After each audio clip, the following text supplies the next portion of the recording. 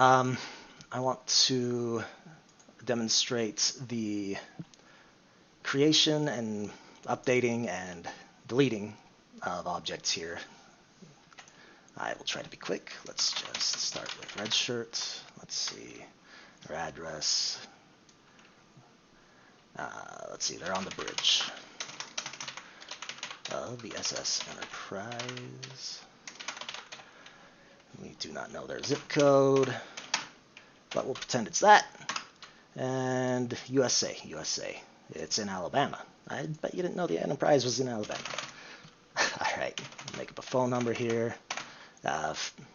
One of the fun parts of this was it actually will detect your country code if you're doing between the US or Canada or UK here.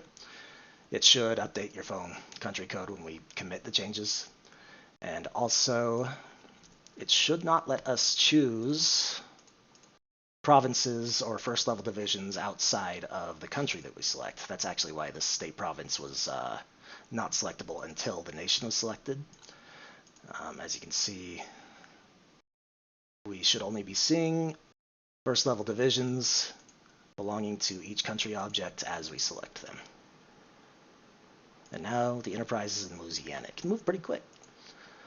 Alright, so we saved Redshirt. He appeared. It did update immediately, as you can see. I don't think I showed you the customer table in the database, but you watched me create him, so let's see if he's there. Yep, customer ID 6, Redshirt. It's all there.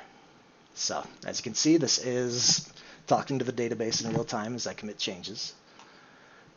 We can edit him. We'll just edit his zip code real well. Now let's change his nation, actually. So we'll change his nation. The Enterprise has warped to Wales. And it actually didn't update his phone number with the proper country code. I lied. Oh, that's functionality I'd have to address more. That's currently a bug. Apologies for being misinformed there, but a minor thing. We can fix it. We'll move on. Alright. So, at the very least, we do see that it updated his address, it updated his division ID, and yeah.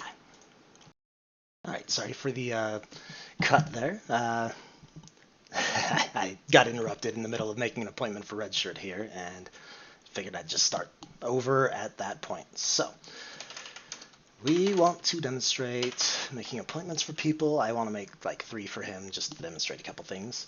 So let's try and make this quick. Nothing important. We can, none of these reference actual objects created in either Java or the database, so we can be kind of freeform here. Obviously our customers and contacts would not be too happy if we put nonsense in for these in production, but we're not going to do that. So this is just for demonstration purposes. Alright, so when we're creating appointments, we actually have some conflict detection going on here. For instance, if we try to create an appointment in the past, this is actually in day, month, year format because we still have our settings set to French. Anyway, if we try to create an appointment in the past, it's not going to let us because it's in the past. It does not do us any good. We do not have the DeLorean. It's a bummer. If we try to do one today, it detects whether it's too late for any given time slot. We are still open on the East Coast, but not for much longer. So we probably want to look at tomorrow. Actually, for Mr. Lely here, we will look at the 29th. He has appointments that day between 12 and 1, so we want to make sure we don't overlap with that.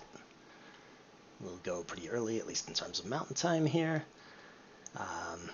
Yeah, we've got some pretty robust conflict detection. I'm pretty proud of that. It was pretty fun, and the logic was pretty intense. All right, so we created our appointment. It updated here. Let's just make a couple more for him real quick. Really nonsense. It's with Redshirt. He's already got one with Lely.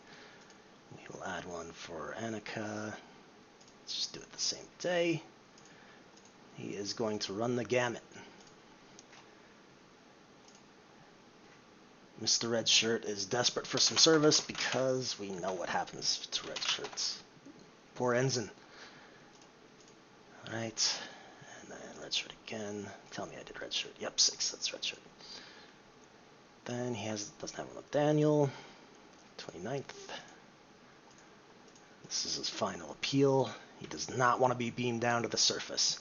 Alright, so we've got 3 appointments here for red shirt coming up. Let's actually come back a couple hours later because I was offered food and I love food. Keeps me going. Alright, sorry. So we were editing appointment number 14. We just wanted to demonstrate that we can update stuff. So, I don't know if I demonstrated the database part yet either. Let's go ahead and reopen that.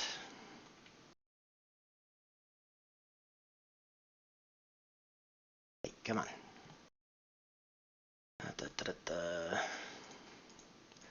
Apologies. Should have done this off video, but we will go ahead and clean that up a little. Okay, appointments. As you can see, this is all in the database. Just wanted to show you that it does update in real time. We're going to change this name to something more sensical, like name. I mean, it's kind of more sensical. And then we update the query, and you'll see that it does immediately update in the database once we commit. So, we're back up here. We edited that. All right, Mr. Red Shirt has 3 appointments. If you know anything about SQL and databases, you also know that we run into trouble if we try and delete an object who is a foreign key in another table. In this case, that would be Red Shirt in the appointments table, where he is a foreign key. So, when we delete a customer in the application layer, we need to make sure to preserve referential integrity in the database by making sure that any objects associated with this primary key, the foreign key in their respective tables, are also deleted. But before I do that, I'm actually going to delete one of these appointments by itself just to demonstrate that we can delete from both sides. So we're deleting 14, just the appointment, the last appointment for Red Shirt by itself. It's gone, updates immediately. And now we will delete Red Shirt himself. There are cancel options here, obviously, and they do work. So you can back out at the last minute, but we're going to commit and delete Red Shirt and 2 associated appointments. And as you can see, they're gone from the application layer, and they are also gone from the database layer. So, yeah, this was my customer engagement scheduler. It is all done. Red Shirt got beamed down to the surface and died. James Kirk did it again. He can't be stopped. William Shatner. That guy. I sound way... I'm referencing stuff that makes me seem way older than I actually am. Okay. That is my demo. Thank you very much for sitting through it. And yeah, this was a lot of fun to create. It was a lot of fun coding both on the SQL side and the Java side. I very much want to do this for a living. And I hope I demonstrated some proficiency in this field. Thank you so much. Live long and prosper.